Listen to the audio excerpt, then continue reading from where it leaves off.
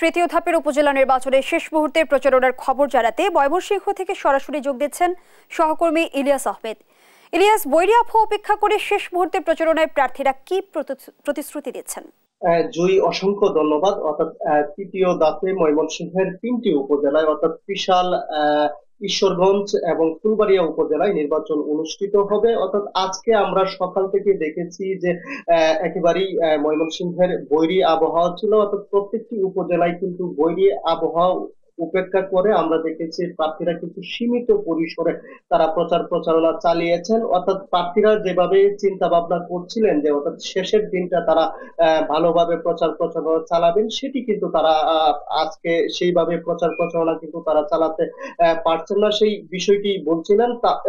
তারপরেও কিন্তু আমরা লক্ষ্য করেছি প্রার্থীরা সামাজিক যোগাযোগ মাধ্যম এবং মোবাইল ফোনের মাধ্যমে কিন্তু তারা প্রচার প্রচারণা চালিয়েছেন এবং শেষ মুহূর্তের প্রচার প্রচারণায় একেবারেই বৃষ্টি এবং বৈরী আবহাওয়া উপেক্ষা করে কিন্তু তারা ভোটারদের দ্বারে দ্বারে গিয়েছেন এবং নানা উন্নয়নের প্রতিশ্রুতি দিয়ে কিন্তু তারা ভোট প্রার্থনা করেছেন। অর্থাৎ একটি বলে রাখি যে ময়মনসিংহের 3টি উপজেলায় যেহেতু নির্বাচন অনুষ্ঠিত হচ্ছে, 3টি উপজেলায় চেয়ারম্যান পদে 14 জন, মহিলা ভাইস চেয়ারম্যান পদে 11 জন এবং পুরুষ ভাইস চেয়ারম্যান পদে 16 জন, অর্থাৎ 41 জন প্রার্থী কিন্তু তারা প্রচার প্রচারণা করছেন। শেষ মুহূর্তের প্রচার প্রচারণায় তারা প্রত্যেকেই জয়ের ব্যাপারে আশা প্রকাশ করেছেন এবং তারা একটি বিষয়ে তারা শঙ্কিত। অর্থাৎ আজকের মতো যদি বৈরী আবহাওয়া নির্বাচনের দিনও থাকে তাহলে তারা ভোটারদেরকে কেন্দ্রে আসা নিয়ে তারা কিন্তু সেই চিন্তা ভাবনাটাও এখন থেকে করছেন। অর্থাৎ তারা বলছেন যে এমনিতেই বিগত সময়গুলোতে যে নির্বাচন অনুষ্ঠিত হয়েছিল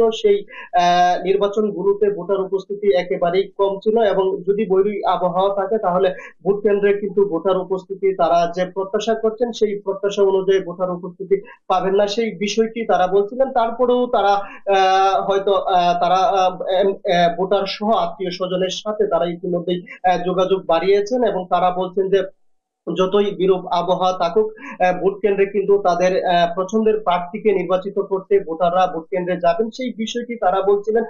ইতিমধ্যে আমরা লক্ষ্য করেছি যে ভোট কেন্দ্রে ভোটারদেরকে নেওয়ার পাশাপাশি আইন শৃঙ্খলা পরিস্থিতি স্বাভাবিক রাখতে নির্বাচন কমিশন থেকেও কিন্তু তারা তৎপর রয়েছেন এবং তারা সব কেন্দ্রে কিন্তু বাড়তি নিরাপত্তা দিবেন বলে সেই বিষয়টি আমাদেরকে প্রশাসন থেকে জানানো হয়েছে। অর্থাৎ এই 3টি উপজেলায় প্রায় 11 লাখ ভোটার রয়েছে, সেই ভোটাররা কিন্তু বৈরী আবহাওয়ার কারণে তারাও অনেকটাই চিন্তিত। অর্থাৎ ভোট কেন্দ্রে গিয়ে তারা ভোট দিতে পারবে কিনা সেই বিষয়টি বলছিলেন এবং প্রার্থীরা কিছুটা মন খারাপ হচ্ছে এই মুহূর্তে। আজকের শেষ দিনে তারা কিন্তু যেভাবে সিদ্ধান্ত নিয়েছিলেন, অর্থাৎ যেভাবে তারা চিন্তা ভাবনা করেছিলেন শেষ দিনে মধ্যরাত পর্যন্ত প্রচারণা চালাবেন, সেইভাবে কিন্তু শেষ দিনে তারা প্রচারণা চালাতে পারছেন না, সেই বিষয়টি আমরা লক্ষ্য করেছি।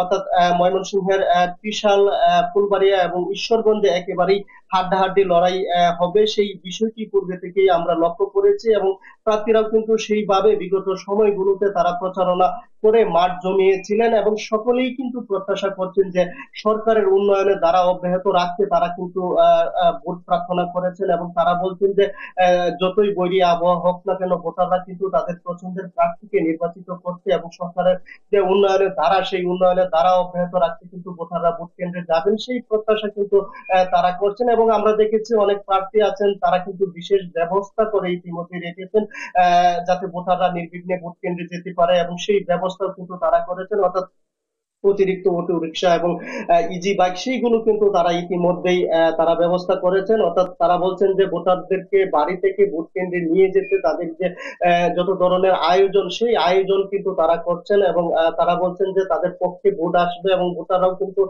আগ্রহ ভরে আছেন। অর্থাৎ ভোটাররা বলছেন যে যদি বৈরী আবহাওয়া না থাকে কিন্তু তারা ভোট কেন্দ্রে গিয়ে তাদের পছন্দের প্রার্থীকে নির্বাচিত করবেন, সেই বিষয়টি তারা বলছিলেন এবং প্রশাসনের পক্ষ থেকেও যত ধরনের নিরাপত্তা ব্যবস্থা সেই নিরাপত্তার ব্যবস্থাকে কিন্তু প্রত্যেকটি কেন্দ্রে কেন্দ্রে নেওয়া হবে সেই বিষয়টি তারা বলছিলেন, এবং আগামীকাল সকাল থেকে নির্বাচনী সরঞ্জামাদি যে আছে সেই সরঞ্জামাদি কিন্তু প্রত্যেক উপজেলা থেকে প্রত্যেক কেন্দ্রে কেন্দ্রে সরঞ্জামাদি বিতরণ করা হবে, এবং পরের দিন অর্থাৎ ভোটের দিন সকালে ব্যালট পেপার বিতরণ করা হবে। বলা যায় যে 3টি উপজেলায় একেবারেই উৎসবমুখর পরিবেশের মধ্য দিয়ে যে প্রচার প্রচারণা শেষ হচ্ছে আজকে মধ্যরাতে, এবং প্রার্থী এবং ভোটাররাও কিন্তু অধীর আগ্রহে আছেন, তারা তাদের পছন্দের প্রার্থীকে নির্বাচিত করবেন ভোট কেন্দ্রে গিয়ে।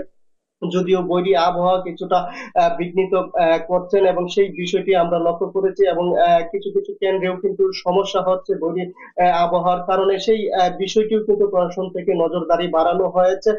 একেবারেই আমরা লক্ষ্য করেছি ময়মনসিংহের প্রথম এবং দ্বিতীয় ধাপে যে শান্তি শৃঙ্খলার মধ্য দিয়ে নির্বাচন অনুষ্ঠিত হয়েছিল, তৃতীয় ধাপেও কিন্তু সেই শান্তি শৃঙ্খলার মধ্য দিয়ে নির্বাচন অনুষ্ঠিত হবে, সেটি কিন্তু ভোটার, প্রার্থী এবং প্রশাসন থেকে সেই বিষয়টি নিশ্চিত করা হয়েছে, এবং সেইভাবেই কিন্তু নির্বাচন কমিশন তাদের যে প্রস্তুতি তা নিয়ে রেখেছেন। এই ছিল আমার কাছে ময়মনসিংহ থেকে নির্বাচনের সর্বশেষ তথ্য। জয়ী, ধন্যবাদ জানাচ্ছি আপনাকে। দর্শক, ময়মনসিংহ থেকে শেষ মুহূর্তে নির্বাচনী প্রচারণার খবর জানাচ্ছিলেন সহকর্মী ইলিয়াস আহমেদ।